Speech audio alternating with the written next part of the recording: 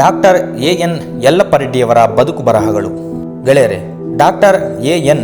ಯಲ್ಲಪ್ಪರೆಡ್ಡಿಯವರ ಪುಸ್ತಕ ಕರ್ನಾಟಕ ಪ್ರಕೃತಿ ವಿಕೋಪಗಳು ಮತ್ತು ಆತಂಕಗಳು ಲೋಕಾರ್ಪಣೆ ಸಮಾರಂಭದಲ್ಲಿ ಉದ್ಘಾಟಿಸಿ ಮಾತನಾಡಿದ ನಿವೃತ್ತ ನ್ಯಾಯಮೂರ್ತಿ ಶ್ರೀ ಸಂತೋಷ್ ಹೆಗಡೆಯವರು, ಯಲ್ಲಪ್ಪರೆಡ್ಡಿಯವರು ಇಡೀ ಜೀವನವನ್ನು ಕಾಡು ಹಾಗೂ ಮರಗಳು ಮತ್ತು ಪರಿಸರ ರಕ್ಷಣೆಯಲ್ಲಿ ತೊಡಗಿಸಿಕೊಂಡಿದ್ದಾರೆ. ಅದು ಮಾತ್ರವಲ್ಲ, ಅದಕ್ಕೆ ಧಕ್ಕೆ ಬಂದಾಗ ಎದೆಯೊಡ್ಡಿ ನಿಲ್ಲುತ್ತಾರೆ.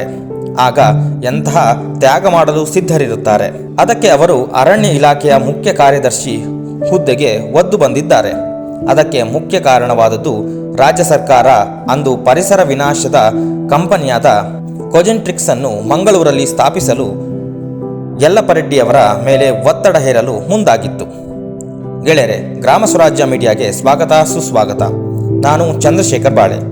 ಈ ಸಂಚಿಕೆಯಲ್ಲಿ ಡಾಕ್ಟರ್ ಯಲ್ಲಪ್ಪರೆಡ್ಡಿಯವರು ತಮ್ಮ ಇಳಿ ವಯಸ್ಸಿನಲ್ಲಿ ಕೂಡ ದಿನಕ್ಕೆ 20 ಪುಟದಷ್ಟೋ ಬರೆಯುತ್ತಾರೆ. ದಿನವಿಡೀ ಓದುತ್ತಾರೆ.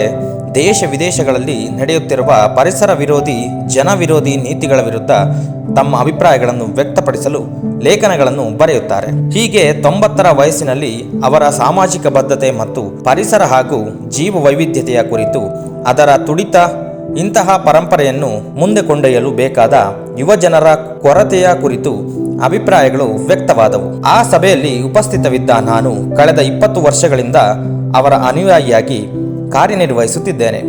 2012ರಿಂದ ಕೃಷಿ ಭಾರತ್ ಕನ್ನಡ ಮಾಸಪತ್ರಿಕೆಯನ್ನು ನಾನು ಸಂಪಾದಕನಾಗಿದ್ದು, ಡಾಕ್ಟರ್ ಯಲ್ಲಪ್ಪರೆಡ್ಡಿಯವರಿಗೂ ಅದರ ಮುಖ್ಯ ಸಲಹೆಗಾರರಾಗಿದ್ದಾರೆ. ನಮ್ಮ ಪತ್ರಿಕೆಗಳಲ್ಲಿ ಡಾಕ್ಟರ್ ಯಲ್ಲಪ್ಪರೆಡ್ಡಿಯವರ ಬರಹಗಳು ಇಲ್ಲದೆ ಒಂದು ಪತ್ರಿಕೆ ಪ್ರಕಟಗೊಂಡಿಲ್ಲವಾಗಿದೆ. ಅವರಿಂದ ನಾನು ಕಲಿತ ಪಾಠ, ಆಧುನಿಕ ಕೃಷಿಯ ಅಪಾಯಗಳು ಹೇಗೆ ನೆಲ, ಜಲ ಹಾಗೂ ವಾಯು ಮಾಲಿನ್ಯಕ್ಕೆ ಕಾರಣವಾಗಿವೆ, ಏಕಬೆಳೆ ಪದ್ಧತಿಗೆ ದಾರಿ ಮಾಡಿಕೊಟ್ಟಿತು. ಅದರಿಂದಾಗಿ ಜೀವ ವೈವಿಧ್ಯತೆಗೆ ಹಿನ್ನಡೆ ಪ್ರಾರಂಭವಾಗಿದ್ದು, ಬೆಳೆ ಬೆಳೆಯಲು ಮಣ್ಣಿನಲ್ಲಿ ಸೂಕ್ಷ್ಮ ಜೀವಿಗಳ ಕೊರತೆ ಉಂಟಾಗಿ, ರೋಗ ರುಜಿನಗಳಿಂದಾಗಿ ಹೆಚ್ಚೆಚ್ಚು ಕೆಮಿಕಲ್ ಬಳಸುವಂತಾಗಿ ಉತ್ಪಾದನಾ ವೆಚ್ಚ ಹೆಚ್ಚಾಗಿದ್ದು, ರೈತರು ನಷ್ಟಕ್ಕೆ ಒಳಗಾಗಿ ಆತ್ಮಹತ್ಯೆಯತ್ತ ಸಾಗಿದ್ದಾರೆ. ಇಡೀ ದೇಶದ ಜನತೆ 10 ರೋಗಗಳಿಗೆ ಬಲಿಯಾಗಿದ್ದಾರೆ. ನಮ್ಮ ಸರ್ಕಾರದ ನೀತಿಗಳ ಆಧುನಿಕ ಕೃಷಿಯಿಂದಾಗಿ ಆಗಿರುವ ಅನಾಹುತದ ಸರಮಾಲೆಗಳು ಯಾರಿಗಾಗಿ? ಕಾರ್ಪೊರೇಟ್ ಕಂಪನಿಗಳ ತಿಜೋರಿ ತುಂಬಲು. ಇಡೀ ದೇಶವನ್ನು ಆಸ್ಪತ್ರೆಯನ್ನಾಗಿ ಮಾಡಿದ್ದು ಕಾರ್ಪೊರೇಟ್ ಆಸ್ಪತ್ರೆಗಳ ತಿಜೋರಿ ತುಂಬಲು.